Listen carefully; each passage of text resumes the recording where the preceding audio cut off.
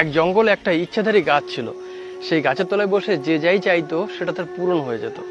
এক ব্যক্তি সেই জঙ্গল দিয়ে একদিন হেঁটে যাচ্ছিলেন। যেতে যেতে সন্ধ্যা হয়ে যায়। সে ভাবলো রাত্রেবেলা আমি জঙ্গল পার করার চেয়ে একটা গাছের তলায় আশ্রয় নিই, সেটাই ভালো হবে।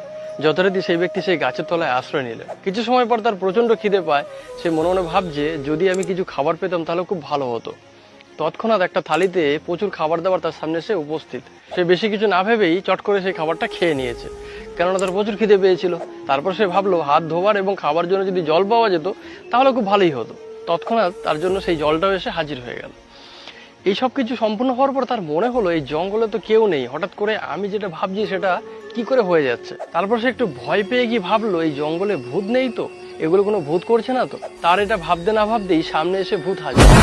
এবার সে ভূত দেখে ভয় পেয়ে গেল এবং ভাবলো এই ভূতটা বোধহয় আমাকে মেরেই ফেলবে। আর দেরি কোথায়, সেই ভূতটা তাকে মেরেই ফেললো। একটা জিনিস সবসময় দেখবেন, আমরা যে নেগেটিভ চিন্তা ভাবনাগুলো করি তার মধ্যে অনেক ঘটনা আমাদের লাইফে ঘটে যায়। এরকম কিছু ঘটনা হয়তো আপনার লাইফে ঘটেছে যে আপনি কোনো জিনিস ভেবেছেন আর তারপরে আপনার সাথে সেটা ঘটেছে। সেটা ভালো হতে পারে, খারাপও হতে পারে। ভালো জিনিসটা অনেক সময় আমরা ভাবলে ঘটে যায়, খারাপটাও ভাবলে ঘটে যায়। তাই চেষ্টা করুন যতটা ভালো কিছু ভাবা যায়, নেগেটিভ চিন্তা ভাবনা কম করা যায়। ভালো থাকবেন সবাই।